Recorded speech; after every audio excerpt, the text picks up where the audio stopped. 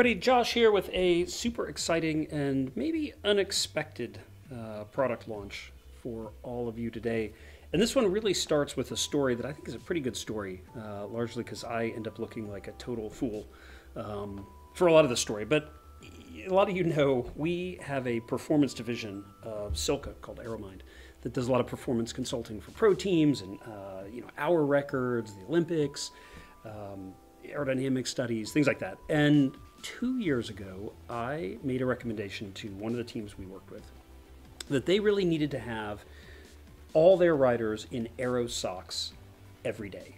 And this comes from my continued amazement. We've talked about it before, but my continued disbelief and amazement at how well Aero socks actually work. I mean, it sounds like the dumbest idea ever, and yet consistently, like every single time you put them on somebody, significant savings, right? So at 50 kilometers an hour, you're probably looking somewhere on the order of like 12 watts of savings with a good tall Aero sock. And even a medium length, like a road racing length Aero sock, you're probably talking 6 to 10 watts at road racing speeds, a little bit slower than time trial speeds. It just works. So we have this conversation. We get the sponsor to make Aero socks in the traditional way, which is you've got like a knit foot in the socks. You think of this as the foot all knit like a traditional sock, and then you sew a ribbed Lycra cuff to the top of that, and you get this cool effect where the ribs in the Lycra act as turbulators, and they trick the flow in the boundary layer into remaining, to adhering to the leg, reducing the pressure wake coming off the back of the leg. So these socks have existed. A bunch of companies make them. We've recommended and linked to Aero socks that we like in the past. But come to find out, a couple weeks into this experiment, that when the socks get wet, they fall down. And it doesn't happen just once or twice. I mean, it happens over and over. And then come to find out that, depending on your ankle position, the sewn-in Lycra cuff has a seam here where it's sewn. And so now we've got riders with some blisters for their specific sock-shoe interaction not working. And so the supplier is having to move the seam higher in the foot, and the socks keep falling down. And we ultimately solve this problem two ways. For critical stages, we use a spray adhesive, and we just spray the rider's leg and stick the sock to it. And for non-critical stages, they just wear normal socks. And I just couldn't help but thinking this just feels like a ridiculous situation to find ourselves in. So I started working with probably the most famous sock factory in the world, in Italy, also known for developing a lot of their own knitting equipment. And so this particular factory, I mean, they're famous for very, very high-end, very expensive hosiery. And they make this beautiful equipment, and I got into contact with them and said, hey, I want to work on making a knit Aero sock, right? So knit is the traditional sock manufacturing methodology. And so what we have here today is really the result of almost 2 years of work trying to come up with a way to balance the aerodynamic requirements of the sock, while also just making it a damn good sock. I mean, I think that's at the core of this. We all want to go faster, but we all want to be comfortable, right? We want to have the most beautiful socks that we can get, and then have the comfort in our feet, and we don't want them to smell. I mean, there's a million requirements for a sock beyond aerodynamics. And so what I introduced today is the SILCA Aero sock technology.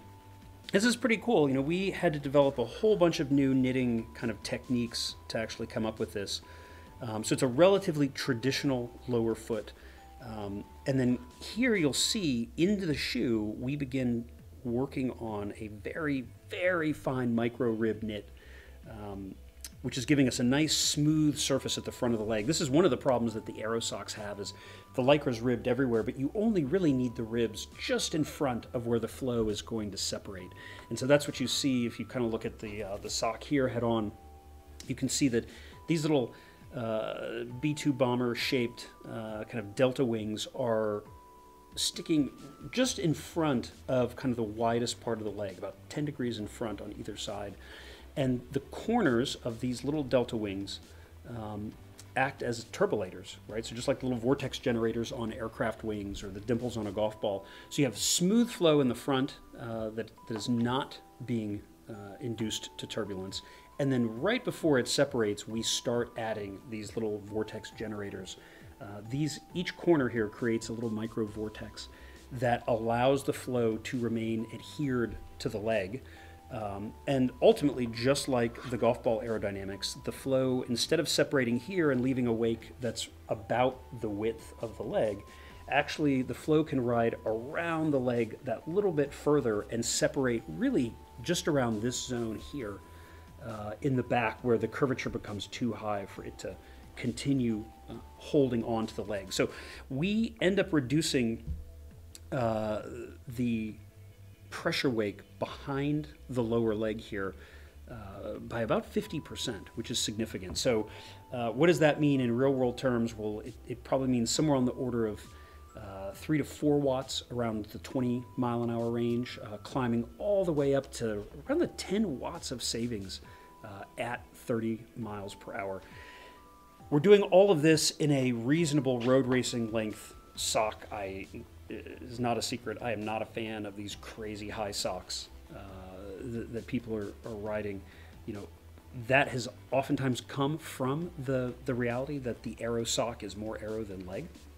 And then of course we also have Rule 28, the UCI, that the sock can only go halfway, and at the pro level for time trialing you end up making custom socks for different riders to really maximize yourself within the rule. But then we're back to spray adhesive and that other nonsense.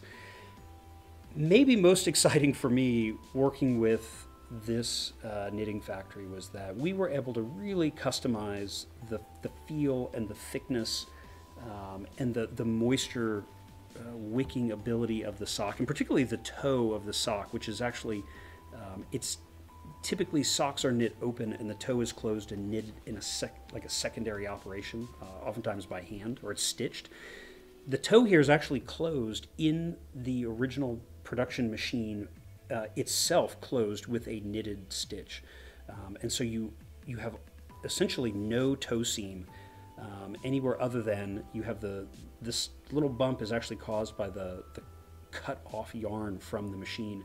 If you invert the sock and you trim that little bit of yarn, even that tiny little bump goes away. So this is the most minimal toe seam possible in a sock. It's certainly the smallest I've ever seen, and I'm a bit of a freak about socks and shoes in cycling, having had a long history of foot problems. So we were really able to tune and tweak every bit of comfort into the foot, and also because we're producing these in Italy, we just have a much broader range of fibers and yarns than we would get almost anywhere else in the world. So for this one, we've chosen a yarn known as Q-Skin by Folger out of Italy also.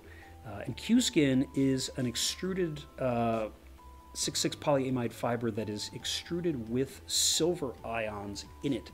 So it is inherently, to its core, antibacterial and odor resistant.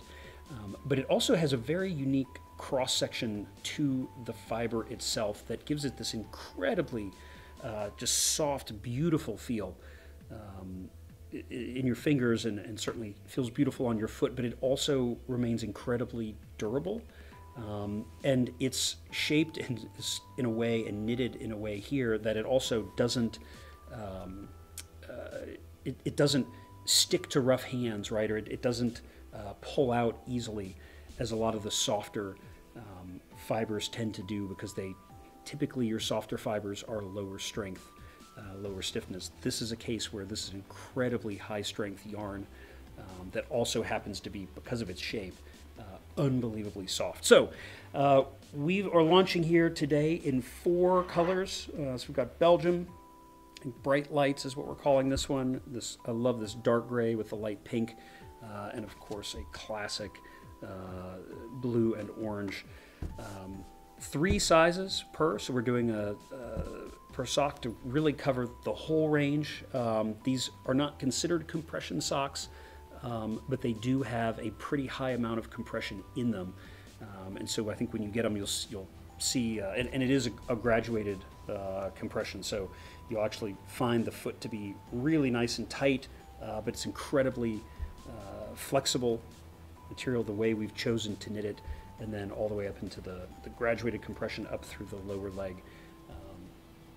Anyway, I hope you find this topic as interesting as I do.